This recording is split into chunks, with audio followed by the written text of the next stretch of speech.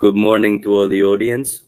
First of all, I want to thank you immensely for being part of this event, of this great Hispanic-Israeli conference in memory of the tragedy of October, including discussions on struggles and strategies against anti-Semitism. I now have the pleasure of introducing Rabbi Jacob Amar Robstein. Rabbi Jacob Amar Robstein is a rabbi, engineer, and international speaker. He is known for his intellectual leadership and promoting Jewish thought and universal values of Israel. He directs the Jewish Philosophy Platform, a leading global Spanish source on Judaism. He has reached millions by combining Torah study, Noahide laws, Zionism, and modern reflection on these topics. He is a chemical engineer from Ben-Gurion University, graduated with honors from Hebrew University of Jerusalem, and a student of Rabbi Uri Shirky. He currently serves as a Reserve Master Sergeant at an elite university of the Israel Defense Forces, where he has been decorated for his excellence and commitment to us. Rabbi Jacob Amar Robstein, Rabbi, nice to meet you. The floor is all yours. Thank you for the invitation and all your organization. I hope you can hear me well. Thank you to Dr. Oviedo for grounding ideas. I'll now approach this differently. Anna's perspective in the previous talk was very practical. I'll do it my way on my page, as I've seen and analyzed it. I've experienced both the war battlefield and, as Dr. Oviedo mentioned, the social media battlefield. And I want to tell everyone watching this video that you have chosen to be on the right side of history. And next, I'm going to explain why. October 7th was not just an attack on Israel, it was an attack. A moment that revealed the war we Jews face extends well beyond our borders. Why? Because these images triggered reactions all over the world that, let's say, revealed a conflict that was much more than just local. For 2 years, non-stop worldwide, we've seen demonstrations, banners, and slogans Dr. Oviedo mentioned. Often they came from people who don't even know the basic facts or history of the conflict. And despite that, despite being people ignorant of the conflict, they decided to take sides and didn't stop. Why? How is it possible that this conflict, the one in Israel, manages to awaken so many emotions in all of humanity, literally from Asia to America? Not even the conflict in Russia, which is a superpower and one of the world's leading countries. Not even Russia has managed to cause such prolonged demonstrations. In this long, low-profile war, how is this possible? Why Israel? I want to analyze the key difference between Israel and other conflicts with you. And how can we build a strategy based on this idea to combat future geophobia? And we have to understand that the global reaction we saw is proof that the battle we're fighting here in Israel is not only against a radical Islamist, genocidal fascist organization, but that we're facing a struggle of global ideas. Since October, Judeophobia has grown in every country, as was mentioned earlier, because practically all Jewish communities on the planet have felt threatened, in places where such an atmosphere had never even been conceived. Social media attacks, assaults, and boycotts are now daily realities for Jews, unlike before. Those familiar with Jewish history know today's atmosphere is very similar, though not identical, to that before the Shoah, the Holocaust. Worse still, many politicians have used this situation to distract from their country's problems. In other words, instead of taking responsibility for them, which is what they should do as leaders, they use the pro-Palestinian issue as a political tool to distract their societies from all the social shortcomings they have. All that chaos, from the economic and moral issues in their policies and among their voters, is of their own making. And that's why, when I talk about defending Israel, we can't think that this is just a fight of tanks and missiles, and we can't even limit ourselves to Israel's territorial borders. The defense of Israel is not only military, it's also moral, it's ideological, and that's why the defense of Israel must be intellectual in nature. We often don't realize that we may think defending ourselves just means using soldiers. But before I explain what, in my opinion, the strategy should be, I want to tell you that defending Israel is defending human freedom, the human spirit. Because what really matters most to their side is propaganda, unlike us, for whom reality is what matters.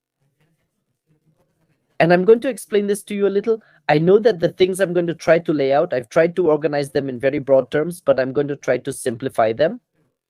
In the past 2 years, we've seen a clash of worldviews. Some defend freedom and dignity, while others celebrate destruction. They promote hatred and seek, and this is the worst part, to perpetually victimize themselves. In other words, they want a world stuck in destruction. That's why the solution they propose against the harmful ones from Hamas and their allies, it can't come solely from diplomacy, agreements, or military force. How is the response ideological and identity based? So the answer to Judeophobia is about identity because of Israel. We don't just protect a territory, but we represent an idea. Even if we don't want to, sometimes those who are Judeophobic see that idea represented in us. For example, one of the battlefields that we know in Gaza, apart from the Gaza front, and which is a well-known example, are the universities, the media. The previous talk,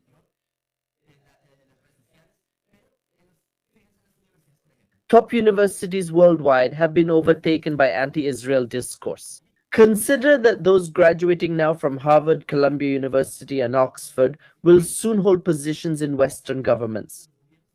And they have an anti-Zionist obsession that manifests itself in a way we've never seen before. I'm going to give you an analogy as a chemical engineer in chemistry. When we're in the lab and we want to determine if a substance is very acidic or not acidic, we apply a chemical, phenolphthalein, it's called that.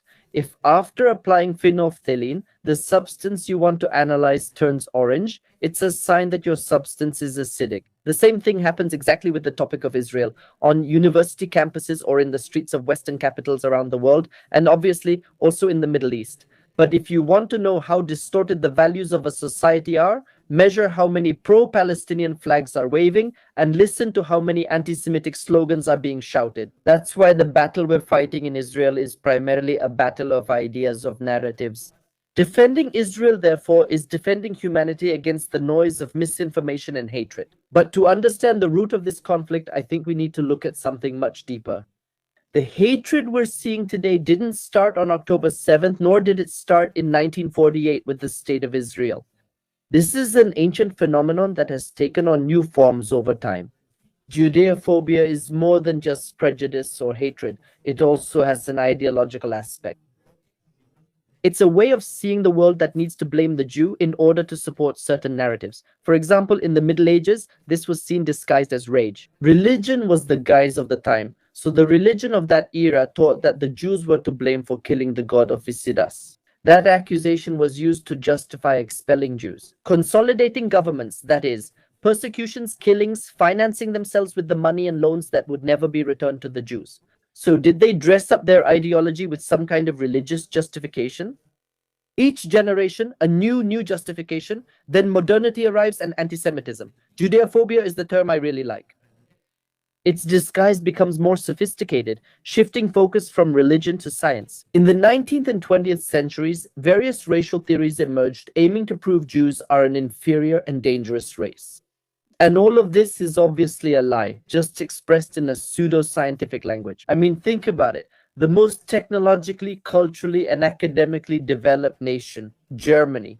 From that moment on, they were precisely the ones who perpetrated the worst human atrocity. So don't think that just because you live in the most, let's say, sophisticated societies, you're exempt or that you're going to be saved. You're protected against something major that could impact you. After World War II, Judeophobia didn't vanish, it just changed form. Do we see this happening today as well? Now, disguised as progressive moralism or solidarity with the oppressed? Now, Israel is being accused. We're no longer called God killers or seen as an inferior race. That's already passé and out of fashion. Now we're called a colonialist state and oppressors. In other words, the most persecuted nation in history. We suddenly became the source of all the world's problems. Look at how many United Nations resolutions there are against us, compared to truly brutal regimes. That same pattern of Judeophobia remains, only the words change. In every case you examine throughout history, Judeophobia always keeps the same core. And what is that core? It's rejecting what Israel stands for. The Jewish people are now the state of Israel, the Jewish nation among others. For example, the idea that there is a moral law above human power is a difficult idea for many people. It's hard for those whose ideology doesn't align, though not for believers. Life has values, so we honor life, not death. For Hamas, that's a tough concept, or that people are responsible for their actions in the world, that humans were made in God's image. To do, it's a difficult idea for those who believe the state has to do everything for them. we always represent very challenging ideas. That's why all these ideas that Israel, the Jew, represent are uncomfortable for truly oppressive regimes in all civilizations throughout humanity. That's why anti-Semitism won't disappear but will mutate. And the only way it could ever disappear is if the cultures that reject values of freedom and responsibility, if those cultures cease to exist, then Judeophobia would cease to exist, which I doubt will ever happen. So, what I think is that the reason why Israel is deeply hated is not because of what we do, but because of what we represent. That is, it's as if we are tied to something we have no control over. That's why Israel, by us representing. Everything I mentioned about objective morality, ethics challenging modern relativism, and these ideas, does it mean that we, despite thousands of years of exile, persecution, wars, and all the burdens we carry, don't change anything? There will always be this rejection by Judeophobes. Now, we are a very small nation in size, and despite all these persecutions, despite all of this, even though we are such a, let's say, persecuted nation, we have a very great spirit. While other civilizations wore themselves out with empty ideologies or, I don't know, focused on other plans on building empires and things like that, Israel. In modern times, we've innovated, created, contributed, taught, and established very different values. Now, how can I put it? The one in October burst that tension that had existed since the Shoah. Consider that during the Shoah, Judeophobia was widely accepted and remained so afterward. After seeing that 6 million Jews were sacrificed because of this whole supremacist ideology, it was wrong to say, I am Judeophobic. In sincerity, people used to openly admit, I am anti-Semitic. In Europe, saying I am a vegetarian was once normal and routine. But after the Shoah, that's no longer the case. Saying I am anti-Zionist became common, as if it differed from calling for Israel's destruction. Since October, all that tension exploded and that clash started again. A clash of ideas, not so much between a country and its Arab neighbors. It's not much more than that. The repercussions are felt all over the world, as you're experiencing on the other side of the world since October 7th. That's why it wasn't just an attack against Israel, but rather the manifestation of that struggle, a struggle of ideas that has been brewing for centuries. It just adopted a new disguise called anti-Zionism. Hamas not only launched rockets, nor did they just end people's lives in the most barbaric ways possible, but Hamas also did more. They proclaimed that their worldview is that human beings have no individual value, that human beings are submissive, because you know what the word Islam means. Submission. Hamas is an extreme example of this value, representing radical political Islamism. Ideas that suppress the human spirit, restrict or manipulate the press, and control the media are all theirs. Repressing women, everything they represent is about reducing the individual to a tool that gives them power. Their ideology, the Hamas ideology, is based on perpetuating victimhood. The conflict is based on the existence of this fictitious Palestinian people who built their entire identity around suffering and hatred. Consider this. If Palestinians aren't seen as victims, they lose their narrative, history, and even economy, which the sheikhs in Qatar exploit. In other words, they created a way of thinking that feeds on resentment because they didn't build anything, they only created an ideology that has to feed on self-destruction.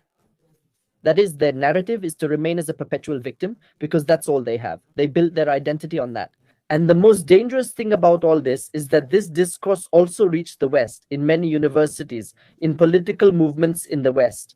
A very similar idea was instilled in you, although with slightly different language, and in technical terms that's called intersectionality. What is intersectionality? It's one of the modern theories that suggests the world is divided between people who are the oppressed and the oppressors. And the only people who have legitimacy, who have moral legitimacy, let's say, are the oppressed. For example, according to intersectionality, the poor will always be victims of the rich and must always fight against them.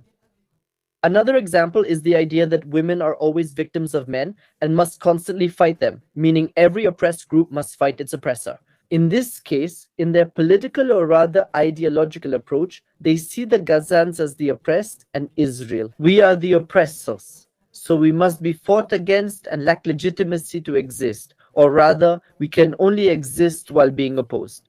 As I was saying about Hamas, many Westerners have this view about Gazans or Palestinians in general. They identify as perpetual victims, and Westerners have also embraced a victimhood identity, avoiding responsibility for building anything. That's why, in that framework I mentioned, Israel, we are a people who, after surviving the extermination camps, built a flourishing country amid the ruins. Go to Jerusalem. There are ancient ruins beside a high tech building. It's wild. So, we are the ones who get labeled as the oppressor, while in reality, they are the ones who use violence, and they are seen as resistance. That's why no matter how many rational arguments you give them about Israel not committing genocide, it doesn't matter. Why is that? Because for them, they need to preserve their identity as the oppressed. They need Israel to always be seen as the oppressor, no matter what happens. Even worse, they have to protect the Gazans from any criticism. Why? Because otherwise, if the Gazans, it would be shown that they are not the oppressed, but actually the violent ones who started all of this. The narrative of the oppressed falls apart, and with it, the entire identity that the West needs in order to have its intersectional approach also collapses. So far, we're doing well. So this is as if Israel represents what is possible, and this is the story of Israel. It's Israel's experience. Is it possible to rebuild oneself despite the chaos, Israel? We are a nation that for millennia has had the hope to have resistance, resilience. We are the people who won. We won Nobel Prizes after a Holocaust, who created a superpower after so many wars. On the other hand, they want to perpetuate victimhood, and that's why the idea of dry bones being able to come back to life makes them uncomfortable. That's why through our Israel Foundation, we have chosen to move forward even after tragedies, attacks, wars, and attempts at annihilation. We responded with life, education, technology, culture, and art. This very platform is a result of that. And our history shows that hope is not naivety, resilience is not naivety, but rather it is precisely a strategy of moral survival and of focus. That you can lead the world to that utopian place they call utopian, a world of joy, as our prophets saw it. Can you reach it? So the conflict I'm trying to present to you is not geopolitical, it's not about borders, it's not about territories, but rather it's an anthropological conflict. It's a battle over what it means to be human. So, on one side, you have the view that the human being must be subjected to the masses, to fanaticism, to depend on the state, or have the leader think for him. And on the other side, you believe humans are the most valuable creation, infinitely valuable, made in the image and likeness, responsible for their actions, and able to transform the world. So, that's the contrast. A culture of oppression versus a culture of meaning. The real reason for this conflict. In Israel, we offer a place to turn pain into growth.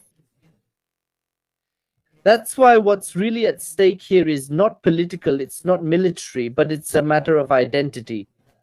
Today, the world is dividing by ideology, not geography. Each person, whether they're fully aware of it or not, ends up belonging to one of these two worldviews. The one that justifies hatred, resentment, or meaning in life. That is the battle of our times. Now, this phenomenon really has very deep roots. I can't go into much detail here, but there is a crisis, and I'm going to try to break it down quickly. Is there an existential identity or spiritual crisis in the West?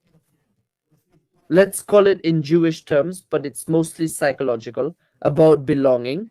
And the thing is, contemporary anti-Semitism is simply a symptom of a moral collapse. What is happening now is that Western culture was built for centuries on a religious belief, on the idea that there is something greater than man in the search for a kingdom of heaven, all these ideas. However, in these last couple of generations, the bond between the human being, between the individual and transcendence, has ended. Modern societies no longer believe in that or in religion. So, what happens? In the pursuit of total human freedom, people in this last generation have continuously sought greater and greater freedom. They ended up breaking all the patterns. They made everything relative. They disconnected even from the transcendent aspects of being human. And what happened was that civilization lost its sense of transcendence and was left empty. Because human beings are not like that. For millennia, we haven't been like that. So what fills that emptiness in human beings? If people no longer believe in God or in all these fantastic supernatural ideas and all these things, what are they going to start believing in now that they are empty? Instead of seeking purpose in the divine, many begin to seek purpose in ideologies, political causes, in collective identities, something that gives them meaning. Palestinism is what is offered to them, climate change, free Palestine. Any cause that makes them feel like they're part of something bigger, is what fulfills them. That's why these new secular religions like Palestinianism, which is something they invented, were implanted from the Middle East and from the communist Russian Islamic alliance. That's how it reached the West, university campuses and academies. So they always need this enemy, this nemesis, and it's the only way they can project that frustration. So remember, that's why they will see themselves as the oppressed and us as the oppressors. And what happens now that the West is going through this moral crisis? Jews are once again singled out as during the Shoah and before, whenever this emptiness arises and seeks someone to represent the opposite value, in this case, the Jew or the state of Israel, which is the Jew among the countries. Now, really, and as I told you, it doesn't depend so much on what Israel does or doesn't do. It doesn't matter if we send in humanitarian aid, if we warn the population before attacking, if we make peace agreements, none of that matters. The rejection persists because our very existence reminds them of ideas that challenge their dogmas, that challenge their tribal belonging to this new ideology they've been given. That's why modern Judeophobia isn't simply this prejudice of Israel versus Gaza, but rather it's simply a rebellion of people against the moral message. We represent that. So they can't stand that there's a people who still believe. Not all Jews are Orthodox in Israel, but they can't stand that there's a people who still believe in it. As Dr. Oviedo said, it's perceived that the Judeophobe is certain that the Jew is this or that. They can't stand that there are Jews, that we still believe in the sanctity of life or in human responsibility or in objective truths. So, Israel, without us saying a single word. We represent ideas that are often challenging for them, and these ideas are beyond us. And that's why, at the same time, the very act of presenting to them that human beings are responsible for their future and for the success of the world, I think that's the hardest idea for them to grasp. And I say this because they are, I don't mean to offend, but they are very limited minds that really need dependence. And that's why I think rejection appears so much in the radical left, whose problem is moral relativism, depending on the state and all these things that they prefer this dependence without feeling a moral responsibility for the world. And you also see it in political Islamism, which does exactly the opposite. While they relativize morality, the others made it absolute, imposing it by force. No freedom, people can't speak freely, women must be covered, total repression and submission. And that's why the idea of Israel, which directly clashes with them, Judaism, has this duality that human beings can be here and can also be there. Summing up both ideas then, even though the radical left and political Islam may seem opposed, both agree in denying the message that unconsciously we as Israel represent. The issue that they're afraid of the freedom in all of this, what could be the strategy to solve all this, to move on to what we should do? That's the diagnosis and prognosis. We, the Jewish people, have a unique history that can offer an answer where other nations cannot, where other ideologies cannot. Because, unlike other nations, our history did not develop in a single territory or in a single culture, but for 2,000 years, more than 2,000 years of exile. If you add it all up, the Jews were scattered, and we had to live within different niches, which are the West, the East, and all their coordinates. The mix of Jews that we experienced in modern times, bringing all these Jews into the state of Israel, meant that we were forced to bring back all these ideas into a single territory. Consider this. Our long exile allowed Jews to absorb cultural, philosophical, and spiritual influences from both sides, especially in the East. We learned that we can move within societies that are deeply religious, in ideas that are expressed through the language of faith, in obedience to the divine. In the West, however, we had to learn to engage with science, philosophy, and realpolitik. Unintentionally, the Jewish people were influenced by two worlds at once. I believe this is something that Rabbi Yehuda, the Lion Ashkenazi, said, that Israel, meaning that Israel was chosen among the nations, refers to this. Rabbi Yehuda, the Lion Ashkenazi, says that Hashem took the nations from among the peoples. Someone from Baghdad, Rome, Aleppo, Paris, Fez, Berlin, and Vilna, and someone from Bogota. He combined them into what became Israel, shaping the history we've lived, a double consciousness. We understand Eastern values as well as the intellectual concerns and demands of the West. When the state of Israel is founded, This plurality clashes during modern Israel's national reconstruction. The exiles are Jews from Yemen, Poland, Iraq, Spain, Maghreb, Argentina, Russia, and Ethiopia. Each person brought their accent, worldview, and mindset, making Israel a microcosm of the whole world. Think about it, Israel, we are like that small mirror where the world's civilizations collided. And not only that, here's my point. This is exactly why Israel can serve as an example for resolving global conflicts that I'm telling you about. This tension that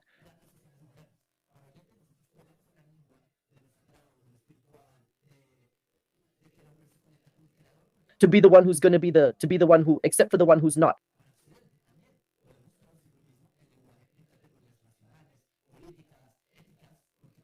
We learn to think in terms of philosophy, science, and real politics. And the ability that Israel have to translate the same message into two different conceptual languages. I don't think any other civilizations today can achieve this level of quality. Maybe they're just unable to do it. That's why Judaism can speak to the Islamic world without it being perceived as a foreign imposition. And it can also speak to the political left without being felt as religious fanaticism toward them. I think you have to aim for the strategy that each one, meaning we can present the same truth. Zionism and modern Judaism combine both worlds on these two frequencies. That's what's remarkable about all of this. And of course, Israel. We still need to address many details, the bigger picture, and refine our society. Do these micro discussions still exist among us? Of course, but in general terms, what now? And this is an opportunity. When the Jew was asked if cameras were put on him to see what the Jew would do under a magnifying glass. Never, today, again, after 2,000 years before, with Rome. That's right, they even built a menorah monument. Now, with the cameras and microphone back on us, it's our chance to share our story. So I believe that the deepest mission of our generation, and this is the strategy that I think Israel should have right now, it's not just the military one, we're going to win the military part, but it should be a civilizational strategy, meaning one of civilization. The challenge is not just to defeat those who attack us with weapons and missiles. No, we also have to know how to present a narrative. That's what we need, a stronger idea. We need a vision of the world that can give meaning to all these people who are offering an ideology of hate. I mean, diplomatic public relations strategies are very important. I don't deny them. All these people who work hard at this, I salute them. But it's not enough because you can win many battles on the military and political fronts many times, but on the moral front, it's a different story. If there isn't a clear, coherent, and deep narrative in the end, that void in the new generation ends up being filled by the enemy, the Jew game. So that's why the answer can't just be technical, but it has to be, I'll say it, the Jewish spiritual language. I mean, intellectual, transcendent, ethical, civilizational, and obviously in practical terms. Should we have a Sahal? Israel Defense Forces of Asbara, with people prepared to explain, with commanders, with Asbara Intelligence Service, with Asbara soldiers. That should exist. That's practical. But before launching that new army, which should be parallel to the Israel Defense Forces, we should start creating, maybe even build a bot farm like they have. But aside from that, we have to respond with a deeper narrative, and that is, what is the message we want to convey? With all this, if we don't have clarity in our mission, in our role, then we're going to keep losing in this clash of civilizations. So Israel, we can't limit ourselves to just defending all the time, always being on the defensive. And Judeophobia, is it a result of that? And just taking the hits and occasionally throwing out a no chaos? No, we can't. We need to move forward to a vision that should be part of a national strategy, in my opinion. It can't just come from grassroots intellectuals or religious leaders. It must also come from the state of Israel. It has to be something systematized. It has to be something that, because if there isn't synchronization between both, I don't think it can be achieved. And even if it is achieved. So that's what I wanted to tell you. And once again, to everyone watching this video, you are on the right side of history. As you can understand, this is a fight for the future of humanity, whether there are oppressed civilizations or free civilizations. That's a separate topic for another discussion. I think that model is the non-agile laws, but we'll cover that with another invitation. Israel has already won militarily and will also win in the field I'm referring to. Obviously, with the help of people like you, with the help of our soldiers, and with the help of the one who gives us all our strength, which is Hacham. Thank you for your intention. Thank you for your valuable intervention and insightful political diagnosis, which you share both in universities and political spaces. Even the rulers who are in positions of power, who can have a direct influence on the lifestyle and religious practice of the Jewish community, are very important. Really. Thank you very much to all attendees with us.